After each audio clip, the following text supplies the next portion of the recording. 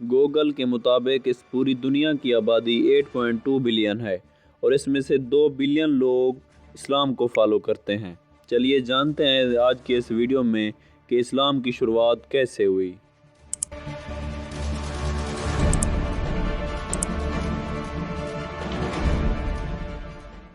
آج کے تقریباً 1500 سال پہلے جب عرب کے شہر میں جہالت چھائی ہوئی تھی، غلاموں کو حقیر سمجھا جاتا تھا، چھوٹی بچیوں کو زندہ دفن کر دیا جاتا تھا اور بتوں کی پوجا عام تھی، یہاں تک کہ کعبہ میں بھی بت رکھے ہوئے تھے۔ اس وقت یہودیوں کو پتہ تھا کہ بہت جلد ایک نبی آنے والا ہے جو کہ اس پوری دنیا میں انصاف قائم کرے گا، کیونکہ بائبل میں یہ لکھا تھا کہ احمد نام کا نبی اس دنیا میں آئے گا، یہاں تک کہ آج بھی بائبل میں لکھا ہے۔ یہودی اس وقت نبی اکرم صلی اللہ علیہ وآلہ وسلم کا انتظار اس طرح کرتے تھے جیسے آج ہم امام مہدی کا انتظار کرتے ہیں۔ آخر کار 570 عیسوی میں نبی صلی اللہ علیہ وآلہ وسلم مکہ میں پیدا ہوئے۔ اس دن کعبے میں رکھے سارے بت خود بخود ٹوٹنے لگے اور پارسیوں کے مندر میں لگی آگ جو کہ ہزاروں سالوں سے جل رہی تھی، جسے ایک بار بھی بجھنے نہیں دیا گیا، وہ بھی اچانک سے بجھ گئی۔ اور اسی طرح کے کئی معجزے ہوئے کیونکہ یہ کفر کے زوال کا اعلان تھا۔ نبی پاک صلی اللہ علیہ وآلہ وسلم بچپن سے ہی ایماندار اور سچے تھے۔ عرب کے لوگ انہی خوبیوں کی وجہ سے بہت زیادہ امپریس تھے۔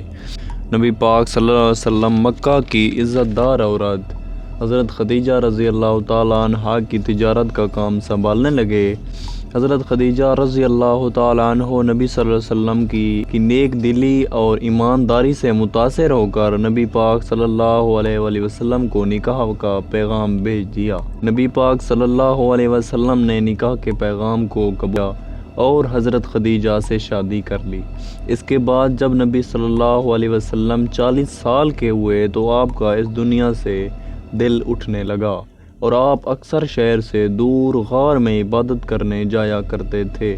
پھر ایک دن نبی صلی اللہ علیہ وآلہ وسلم پر ایک دن پہلی وحی نازل ہوئی۔ آپ صلی اللہ علیہ وآلہ وسلم کی نبوت پر سب سے پہلے امام علی اور حضرت خدیجہ رضی اللہ تعالیٰ عنہ ایمان لائیں، لیکن دوسری طرف وہ لوگ جو آپ کی عزت کیا کرتے تھے وہ سب آپ کے دشمن بن گئے اور آپ کو مارنے کی دھمکیاں بھی دینے لگے۔ عرب کے لوگ صرف نبی صلی اللہ علیہ وسلم کے ہی خلاف نہیں تھے، بلکہ جو بھی اسلام قبول کرتا اس کو بھی مارتے پیٹتے تھے، جیسا کہ ابو سفیان اور ابو جہل۔ ایک دفعہ مکہ کے لوگ آپ کو مارنے بھی آ گئے، لیکن آپ کے چچا ابو طالب اور حضرت خدیجہ رضی اللہ تعالیٰ عنہا آپ کے ساتھ کھڑے رہے، کیونکہ نبی صلی اللہ علیہ وسلم بچپن سے ہی یتیم ہو چکے تھے، اس لیے آپ کے چچا ابو طالب نے آپ کی حفاظت کی۔ لیکن پھر 619 عیسوی میں آپ کے چچا ابو طالب اور حضرت خدیجہ دونوں وفات پا گئے اور نبی اکرم صلی اللہ علیہ وآلہ وسلم پھر اکیلے پڑ گئے، تو عرب کے لوگوں نے اس کا فائدہ اٹھایا اور آپ کو مارنے کی سازش کرنے لگے، تو اللہ پاک نے آپ کو مدینے ہجرت کرنے کا حکم فرمایا۔ اس وقت صرف 100 سے 200 لوگوں نے ہی اسلام قبول کیا تھا۔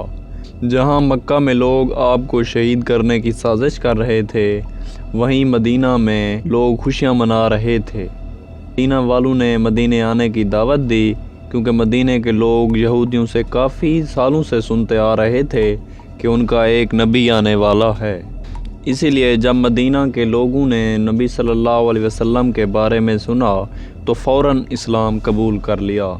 اسی لیے نبی صلی اللہ علیہ وسلم نے مدینے جانے کا فیصلہ کیا اور مکہ کے مسلمان آہستہ آہستہ مدینہ میں شفٹ ہو گئے۔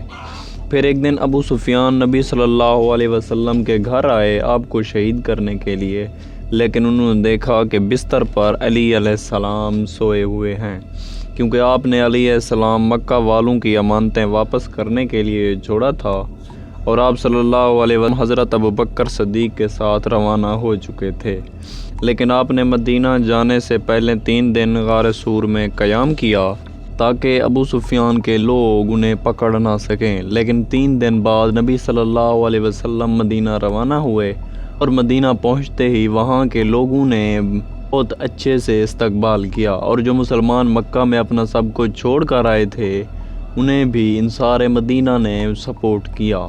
جب آپ مدینہ پہنچ گئے تو آپ نے یہودیوں کے ساتھ ڈیل کی کہ اگر مدینہ پر حملہ ہوتا ہے تو ہم اپنی دشمنی بھول کر مدینہ کو بچائیں گے۔ ہجرت کے 2 سال بعد اسلام کی پہلی جنگ ہوئی، جنگ بدر جسے کہا جاتا ہے۔ جو مسلمان مکہ سے مدینہ آئے تو ان لوگوں کا سارا سامان مکہ والوں نے قبضہ کر لیا، تو اللہ تعالیٰ نے اجازت دے دی کہ وہ مکہ کے قافلے لوٹ سکتے ہیں۔ مسلمان بغیر کسی ہتھیار بلکہ چند تلواروں کے ساتھ لوٹنے نکل پڑے۔ ابو سفیان کے قافلے مدینے سے گزر کر جایا کرتے تھے۔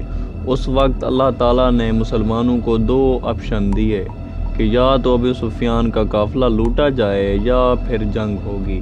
مسلمانوں نے فیصلہ کیا کہ وہ ابو سفیان کا قافلہ لوٹیں گے، کیونکہ جنگ کرنا مسلمانوں کے لیے موت کو گلے لگانا تھا۔